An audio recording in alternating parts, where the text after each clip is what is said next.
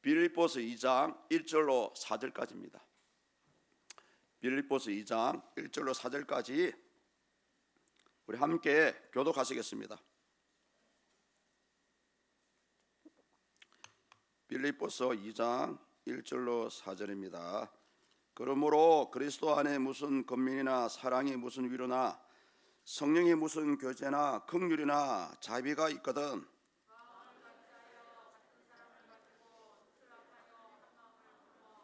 아무 일에든지 다툼이나 허영을 하지 말고 오직 겸손한 마음으로 각각 자기보다 남을 낮게 여기고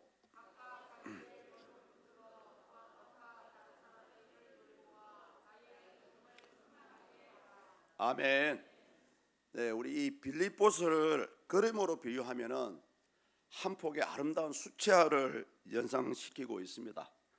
제가 멋진 그림을 준비해 왔어요. 띄워 주십시오. 그림을 한번 감상하시고 말씀을 이어가겠습니다. 좀 풍경이 아름다워 보이십니까? 이래 봐도 제가 굉장히 수준이 높아요. 별로예요? 제가 이 말 들으면 깜짝 놀랐을 겁니다. 이 그림을 그린 사람이 누군지 아십니까? 그 유명한 피카소입니다. 피카소가 수채화를 그린 그림이에요. 너무나 멋지지 않습니까? 반응이 없으시네요. 자, 이제 내려주시고 이 빌립보서를 한 폭의 수채화로 이렇게 비유하는 이유가 있습니다. 그것은 왜냐하면은 고린도 전후서나 디모데 전후서 같은 경우는 굉장히 교회적으로 문제가 많은 것들을 다루지 않습니까? 복잡하고 싸우고 다투고. 그런데 유일하게 이 빌립보서는 이 내용 자체가 대체로 감사가 넘치고 주님 안에서 기쁨이 넘치고요, 또 복음 안에서 만족하는 그런 내용들만 가득 차 있습니다.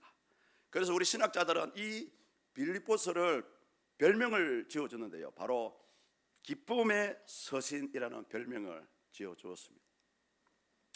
특히 이 책의 저자인 사도 바울은 사실은 이 빌립보의 편지를 적을 때에 그 당시 로마 감옥 안에 있었습니다. 죽을 날만 기다리는 그런 가운데 그래도 사랑하는 이 빌립보 교회가 생각이 나서 편지를 적었어요. 그때가 아마 AD 61년에서 63년 사이라고 얘기합니다. 사도 바울이 감옥에서도 자기가 개척한 이 빌립보 교회, 사도행전에 보면은 두 번째 선교 사역 때에 이 빌립보 교회를 개척했어요. 비단장사 루디 아시죠? 예. 오늘 이 사도 바울이 이 빌립보서를 적은 이유가 뭐냐 하면은, 그래도 이 교회에, 빌립보 교회가 내가 개척한 교회고 어찌됐든 복음 안에서 성도 간의 아름다운 교제와 함께 성도 간에 연합하기를 바라는 마음으로 편지를 썼습니다. 여러분, 사도 바울의 그 마음을 한번 느껴보십시오. 본인도 죽을 날만 기다리는 그런 감옥수였어요. 또 감옥 안에서 이 편지를 썼습니다. 그런 가운데서도 복음 안에서 나온 빌립보 교회를 생각하는 그런 애틋한 마음을 느낄 수 있기를 축복합니다. 오늘 제목처럼 우리는 가족입니다. 성도님들, 가족이라 하면 어떤 것이 생각나십니까? 아무 느낌이 없나요? 일반적으로 가족 하면은 같은 피를 나누었기 때문에 가족이라고 부릅니다. 맞습니까? 예, 이 말씀에 동의하십니까? 자, 제가 질문 하나 드리겠습니다. 그러면 현재 여기 모인 저와 여러분들은 가족입니까? 가족이 아닙니까?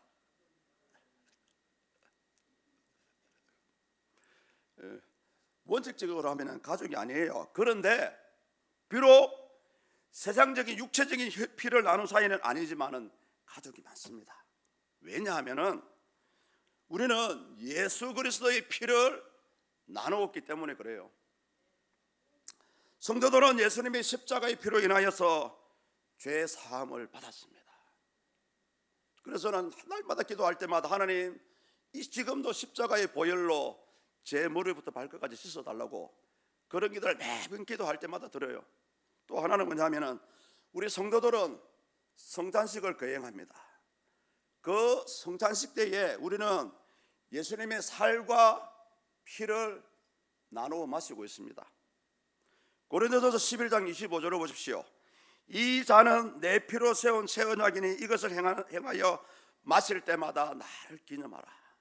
성도님들, 오늘 제목처럼 우리는 가족입니다. 그런데 문제는 뭐냐? 그런 가족임에도 불구하고 하나가 되지 못하는 이 안타까운 현실을 어떻게 설명을 드려야 할까요? 왜 연합하지 못합니까? 왜 문제입니까? 그것은 바로 우리가 가진 알량한 자존심 때문입니다. 내 속에 있는 욕심 때문에 그래요. 근본적으로 보면은 사실은 성경 말씀을 제대로 알지 못하기 때문에 그렇습니다. 오늘 본문의 내용이 그 얘기를 하고 있습니다. 너희들은 가족인데 왜 하나가 되지 못하느냐? 여러분, 성경 말씀은 그냥 듣기 좋아하라고 적어놓은 것이 아니에요. 오늘 사도 바울이 빌립보 교회에게 하는 말씀이 그겁니다. 너희들이 연합하여 하나가 되어서 가족이 되어서 나를 좀 기쁘게 해달라. 본문 4절을 우리 다 같이 한번 읽습니다. 각각 자기 일을 돌볼 뿐더러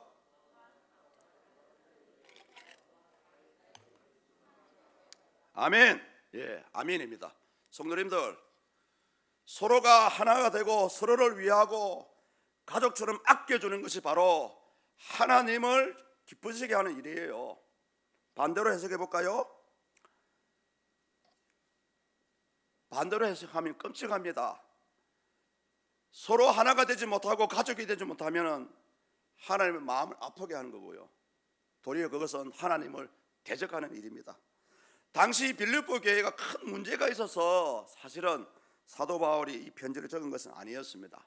일부 유대주의자, 율법주의자들 때문에 암암리의 빌립보 교회는 다툼과 분쟁의 불씨가 약간 조금 있었습니다. 그래서 사도 바울은 어찌되었든 보고만 해서 믿음 안에서 하나가 되기를 바라는 마음으로 오늘 이 편지를 쓰고 있습니다. 오늘 저와 여러분이 읽었던 빌립보서 2장 1절로 4절 말씀도 그 얘기를 하는 겁니다. 다른 얘기 안 해요. 어찌하면은 하나가 되어야만 하는 그 정당한 이유를 밝히고 있고요. 또한 하나가 될 수 있는 방법을 제시하고 있습니다. 먼저는 왜 하나가 되어야 하는지를 사도 바울이 먼저 언급을 하고 있죠. 사실은 이 하나가 될 수밖에 없는 이유를 그 당시 빌립보 교인들은 그래도 보고만 해서 나름대로 행하고 있었습니다. 그 내용이 방금 읽었던 본문 1절입니다. 우리 1절 다 같이 한번 읽습니다.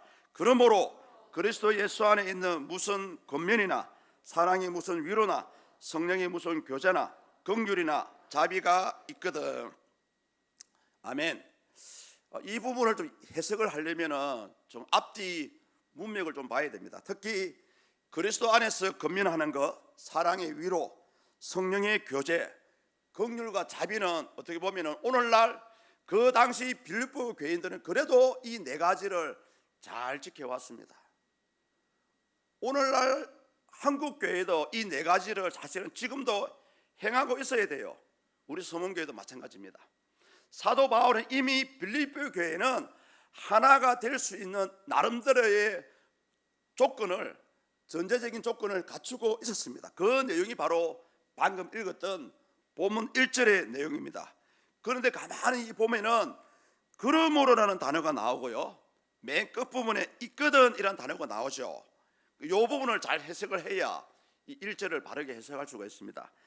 그러므로라는 단어는 뭐냐 하면 잘 아시다시피 앞에 어떠한 내용을 설명을 하고 나서 결론에 해당해서 결론적으로 얘기할 때에 그러므로라는 단어를 씁니다. 그래서 앞에 1장 후반부에 나오는 빌립보서 1장 후반부에 나오는 그런 내용을 사실은 이 본문 1절이 이어서 결론을 지어주고 있는 그런 내용입니다. 아울러서 있거든 이란 단어는 우리 한국식으로 하면 만약, 영어로 하면 if 요 말이거든요. 만약에 너희들이 그리스도 안에서 권면하고 사랑하고 위로하고 성령의 교제를 하면은 이런 식으로 사실은 우리 오늘날 교회 성경이 기록되어 있어요. 그런데 문제는 사실은 그런 내용이 아닙니다. 만약 너희들이 이렇게 하면은 그런 내용이 아니고요, 이 문맥에 따라서 설명을 하고 해석을 해보면은 있거든 이란 단어가 만약에 if 가정법을 얘기하는 것이 아니고 실질적으로 그 당시 고린도 교인들이 빌립보 교인들이 행하고 있었던 일을 다시 한번 강조해 주는 그런 내용이고요. 아울러서 그러므로와 함께 빌립보서 1장 후반부에 나오는 내용을 받아주고 결론을 지어주는 내용입니다. 자, 그러면은 빌립보서 1장 후반부에서 어떤 얘기를 하냐 하면 여러분 빌립보서 1장 27절을 보시면 됩니다. 빌립보서 1장 27절에 이런 말씀이 나오죠. 너희는 그리스도의 복음에 합당하게 생활하라. 이 말씀을 먼저 사도 바울이 던져줬습니다. 복음에 합당하게 생활하라. 그래서 결론적으로 얘기하면은 지금 너희들은 현재 빌립보 교인들은 그리스도의 복음에 합당하게 복음 안에서 교제하고 건면하고 위로하고 성령의 교제를 나누고 긍휼과 자비를 베푸는 생활을 하고 있으니 이렇게 해석을 해야 됩니다. 그래서 사도 바울이 이런 그나마 빌립보 교회가 교회다운 모습을 하고 있기 때문에 당신들은 이제 진짜 하나님이 원하시는 교회, 하나가 되는 교회, 가족과 같은 교회가 될 수 있다라는 것을 제안을 하고 있습니다. 그래서 우리 신학자들은 이런 제안을 향해서 삼중적인 제안이다라고 평가를 해요. 삼중적인 제안이다. 가장 첫 번째로 하는 제안이 뭐냐 하면은 한 마음과 한 뜻을 품어라. 비슷한 말씀 여기 있죠. 한 마음과 한 뜻을 품으라고 얘기합니다. 그 내용이 본문 2절에 나와요. 우리 2절 한번 읽겠습니다. 마음을 같이하여 같은 사랑을 가지고 뜻을 합하여 한 마음을 품어. 아멘. 여기서 마음을 같이 한다는 것은 원문에 들어가 보니까 생각을 같이 한다는 그런 뜻입니다. 바울 서신에서 가장 자주 나오는 표현인데요. 이 생각을 같이 한다는 것은 단순히 생각만 같이 한다는 것이 아니고요. 생각도 같이 하고 행동도 같이 한다는 거예요. 이것이 오늘날 한국 교회를 향한 오늘날 믿음으로 살아가는 성도들에게 주시는 하나님의 음성입니다.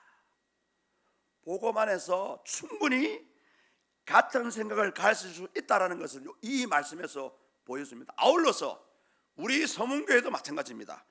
교회 공동체가 나아가고자 하는 방향이 있어요. 그 한 방향이 정해졌다면 누구든지 그 방향에 따라서 따라가는 겁니다.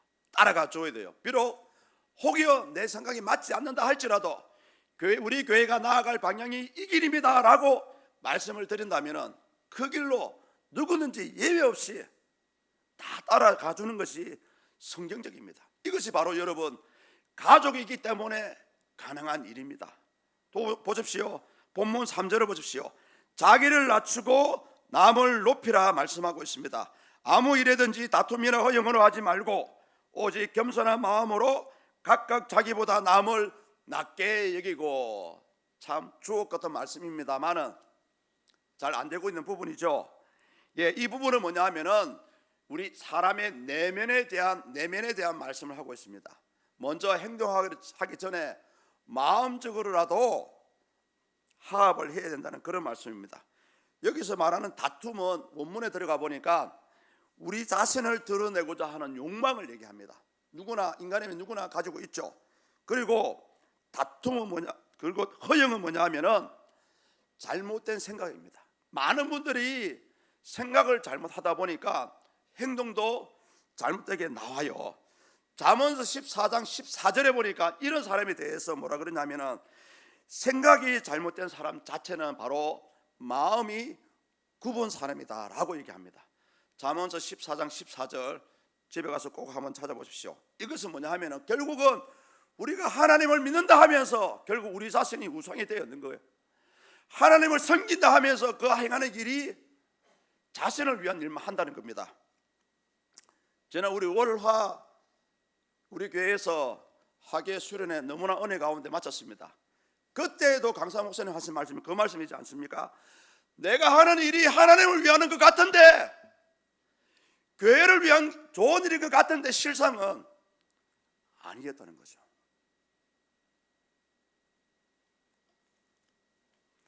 오늘 사도 바울도 이 빌립보 교회를 향해서 그런 생각을 가지고 남을 높이라고 말씀하고 있습니다. 성경에도 너무 쉽지 않는 얘기입니다만은 남을 높이기 위해서는 우리 자신이 먼저 하나님의 은혜를 받아야 됩니다. 하나님의 은혜를 깊이 받아야 돼요. 그것도 어설프게 받은 사람들이 하나님 나라와 교회를 위해서 한다 하면서 막 교회 분위기를 망치는 거예요. 그래서 성도님들 은혜 받을 것 같으면 진짜 충분히 받으셔야 되고요. 여러분의 고든 목이 꺾어질 정도의 깊은 은혜의 말씀을 받을 수 있기를 축복합니다. 우리 은혜를 받아야 고개가 숙여집니다. 왜요? 그 하나님의 은혜 안에 인생을 사랑하시는 하나님의 아버지 마음을 알 수가 있어요. 제가 대학 시절에 그렇게 기도를 하고 교회를 나서는데 세상이 그렇게 아름다울 수가 없더라고 보니까요. 나를 욕해도 나를 이상하게 바라봐도 그렇게 사랑스러울 수가 없더라고 보니까요. 그것은 여러분 하나님 아버지의 마음입니다. 아버지의 마음 속에는 절대 시기하고 질투하고 왕따시키고 괴롭히고 그런 것이 없습니다. 하나님의 은혜를 제대로 받은 사람 같으면 절대 형제를 향해서 손가락질 할 수가 없어요. 우리는 이런 사랑의 하나님을 믿는다 하면서 실질적으로 우리 행동은 반대로 가고 있습니다. 과연 그런 사람 속에 예수의 영이 있다고 생각하십니까? 과연 그런 사람이 영혼이 구원받을 수 있다고 생각되세요? 저는 그런 사람들이 교회를 다닌다고 할지라도 애초에 그 사람들 속에는 믿음이 없다라고 생각이 되어집니다. 그 사람 속에는 하나님의 성령이 없다는 것입니다. 논밭에 무르익은 벼를 쳐다보십시오. 벼가 어떨 때 고개를 숙이십니까? 어떨 때 고개를 숙여요? 알곡으로 꽉 찰 때에 저절로 고개가 숙여지는 겁니다. 성도님들, 이제 오늘부터 하나님의 은혜를 충만히 받기 위해서 진짜 사모하시고 애쓰시고 열심히 기도할 수 있기를 축복합니다. 은혜를 받아야 우리 교회가 살고요, 은혜를 받아야 여러분의 가정이 살아납니다. 우리 인간의 눈으로서는 하나님을 볼 수가 없습니다. 인간의 힘으로서는 우리 삶을 어렵게 하는 수많은 일들을 헤쳐나갈 수 없어요. 오로지 그것을 헤쳐나갈 수 있는 방법은 오로지 하나님의 은혜입니다. 하나님의 은혜. 하나님께 매달려야 됩니다. 당장 내일 죽는다고 할지라도, 오늘 밤에 숨이 끊긴다 할지라도, 숨이 끊기기 전까지는 우리는 하나님께 간구하고 기도하고 주의 얼굴을 찾아야 됩니다. 이제 마지막으로 사도 바울이 이런 제안을 하고 있죠. 서로를 돌아보라. 우리 4절을 다 같이 읽습니다. 각각 자기 일을 돌볼 뿐더러 또한 각각 다른 사람들의 일을 돌보아 나의 기쁨을 충만하게 하라. 아멘. 자기 일을 돌볼 뿐더러, 이 원문에 들어가 보니까 이런 말씀을 하고 있습니다. 저마다 제 실속만 차리지 말고, 이렇게 얘기하고 있어요. 좀 우리 이 성경 말씀이, 우리 하나님의 말씀을 바뀔 수는 없지만은 우리 한글 성경은 번역서입니다, 여러분. 헬라어 성경에서 독일어로 바뀌었고요, 독일어 성경에서 영어로 바뀌고, 영어 성경에서 중국어로 바뀌어가지고 중국어 성경에서 우리 한글 성경이 됐습니다. 좀 이제는 좀 실질적으로 직접적인 이런 표현을 했으면 좋겠어요. 그래야 우리 성경 읽으시는 분들이 쉽게 이해를 할 수 있지 않습니까? 이 말은 뭐냐면은 진짜 우리가 교회 안에서 믿음의 공동체고 한 형제요 자매요, 형제 자매요 뭐라 부릅니까? 가족으로 생각 안 하면서. 여러분, 형제라 생각하는데 앞으로 형제를 부르지 마십시오. 자매라고 생각하지 않는데 차라리 그냥 내보다 나이 많으면 형님, 작으면 동생, 누나, 차라리 이러는 게 더 낫지 않습니까? 사회적으로 우리가 믿는 자라면은 진짜 교회 안에서만큼은 하나라는 공동체 의식을 가지고 있어야 됩니다. 바로 이 말을 지금 사도 바울이 하고 있는 거예요. 비록 성도들의 모든 삶을 우리가 간섭할 수가 없고 그들이 필요한 것 다 채워줄 수 없지만은 그래도 한 번 정도는 주변을 한번 돌아보라는 거죠. 혹시 삶이 너무 지쳐가지고 힘들어하진 않을까. 이렇게 사도 바울이 이렇게 하나가 될 것을 요구하는 이유가 방금 읽었던 본문 4절에 나옵니다. 우리 4절 한번 더 읽습니다. 각각 자기 일을 돌볼 뿐더러 또한 각각 다른 사람들의 일을 돌보아 나의 기쁨을 충만하게 하라. 아멘. 성도님들, 우리가 복음 안에서 하나가 되고 서로 사랑하고 아껴주고 위해주고 기도해주고 돌아보고 위로해주고, 이것이 여러분 하나님을 기쁘시게 하는 일입니다. 많은 분들이 그냥 주일날 와서 예배만 드려주고, 많은 분들이 주일날 와서 성가대만 한번 해주고, 주일날 와서 주일학교 교사 한번 해주고, 그것이 다라고 생각합니다. 그것이 다라고 생각하니까 이 오후 시간에도 자리가 군데군데 비은 거예요. 여러분 안 그렇습니다. 어차피 하나님 성길 것 같으면 온전한 주의를 드려야 됩니다. 봉사가 우선이 아니고요, 무엇이 진정 하나님을 기쁘시게 하는지, 이 예배 시간도 마찬가지예요. 비록 내 마음에 기쁨이 없고 아픔이 없고 현세는 흔들지만은 이 예배를 통해서 하나님을 기쁘시게 하고 하나님의 살아계심을 인정하고 하나님께 감사하는 예배이기 때문에 저와 여러분들은 진짜 기뻐하고 즐거워해야 됩니다. 당장 내일 아침에 먹을 끼니가 없다 할지라도, 지금 당장 큰 중병에 걸려서 오늘 밤에 천국에 간다 할지라도 지금만큼은 하나님께 감사하고 기뻐해야 됩니다. 이것이 하나님이 원하시는 삶이에요. 성도님들, 우리가 복음 안에서 형제요 자매요 왜 부르십니까? 가족으로 인정도 안 하시고 가족으로 대해주지도 않으면서 오늘 사도 바울이 이 빌립보 교회를 향해서 하고자 하는 음성이 요겁니다. 어찌됐든 복음 안에서 하나가 되시고, 어찌됐든 믿음 안에서 가족처럼, 마치 가족처럼, 내 동생처럼, 내 형님처럼, 내 누님처럼 그렇게 서로 사랑하고 아껴줄 것을 오늘 사도 바울이 말씀을 하고 있습니다. 성도님들, 제가 원래 이 시간에는 요한계시록을 강의를 해야 되지만은 오늘 이 빌립보서를 여러분에게 소개한 이유가 있습니다. 그것은 뭐냐 하면은, 이제 현실에 우리 여러분 이제 눈을 좀 돌려주셔야 됩니다. 이제 우리 서문교회도 어떻게 보면 지금이 가장 복음 안에서 똘똘 하나로 뭉쳐서 하나가 되어야만 하는 시기가 되었습니다. 아멘이십니까? 담임 목사님이 아프세요, 여러분? 다 알고 있지 않습니까? 그렇다면은 누가 한 사람한테 밤에 와서 목사님 낫게 해달라고 눈물로 기도하신 분 계세요? 손 들어주세요. 아무도 없잖아요. 여러분 23년 동안 평생 종으로 부려먹고요, 왜 모른 척 하십니까? 지금 우리 서문교회는 여러분 어떻게 보면은 선택의 기로에 서 있어요. 물론 우리 목사님 은혜 가운데 잘 보내드려야 됩니다만은 그 남아있는 여러분들 어쩌시려고 하십니까? 방법이 있나요? 인간적인 생각으로 교회를 이끌어갑니까? 이 시간 저와 여러분들에게 필요한 말씀은 뭐냐? 이제부터 오늘 밤부터라도 여러분 진짜 우리 눈물을 머금고 하나님께 기도해야 됩니다. 부정한 제가 이제 목사님이 안 계시는 동안에 목사님을 대신해서 교회를 돌아봐야 되고요, 저도 지금 새벽 시간에 창세기를 강의하고 있습니다. 나오세요. 얼마나 은혜스럽습니까? 여러분 지금 이제 우리 서문교회도 이제 목사님을 대신해서 저와 여러분들이 교회를 지켜내야 됩니다. 가장 돈 안 들고 시간은 들겠지만은 돈 안 들고 하는 방법은 온 교회가 마음을 모두어서 기도하는 거예요. 그래서 제가 이렇게 제안을 합니다.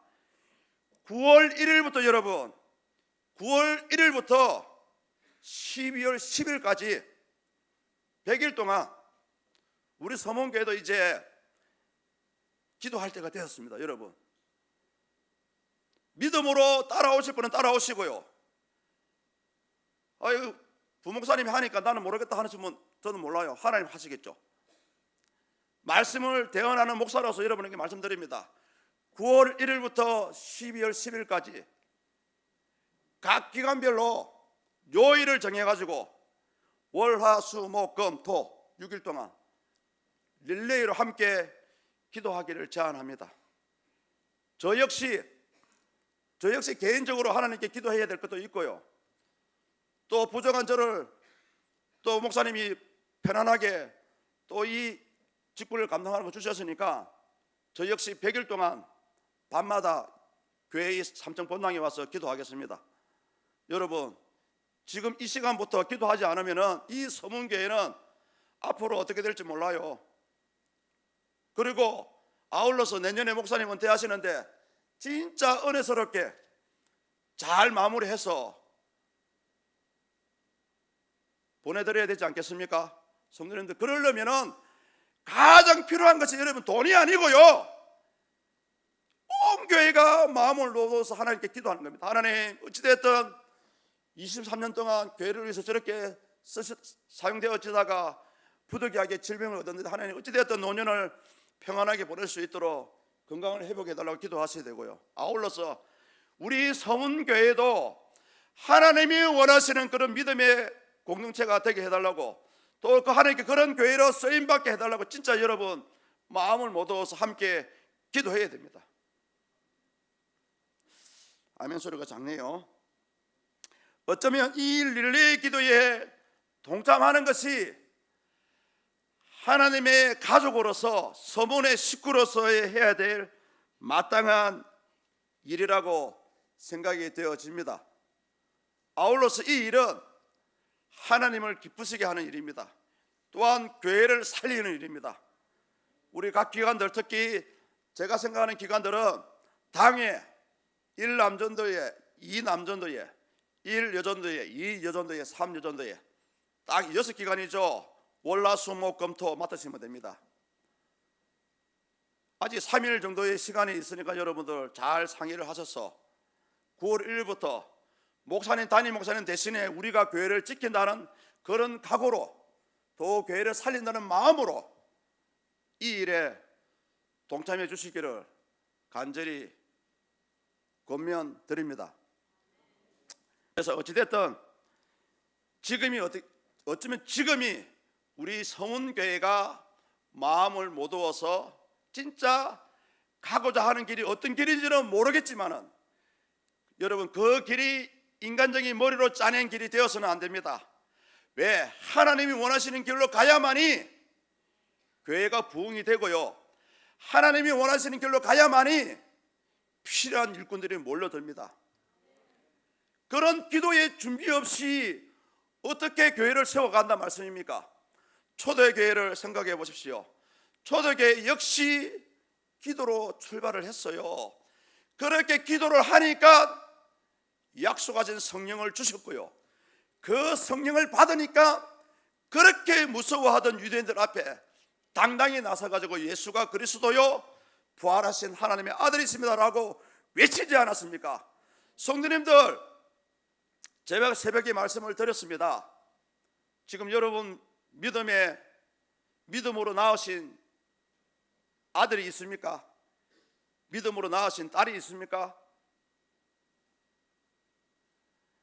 보고만 해서 자녀를 못 낳은 사람은 여러분 알을 낳지 못하는 태개와 같습니다. 그런 태개는 주인이 마땅히 잡아 먹어버립니다. 복음으로 여러분의 믿음의 자녀를 낳을 수 있기를 축복합니다. 그 일을 하기 위해서라도 여러분 기도해서 은혜 받아야 되고요, 기도해서 예수님 만나야 되고요, 기도해서 성령을 받아야 됩니다. 그것만이 우리 서문교회가 살아갈 수 있는 길입니다. 기도 외에는 이런 유가 나갈 수 없느니라. 아멘.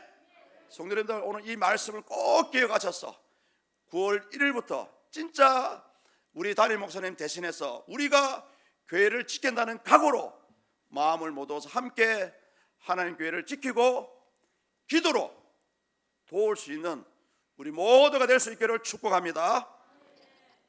이 시간 주신 말씀을 기억하면서 우리 다 같이 한번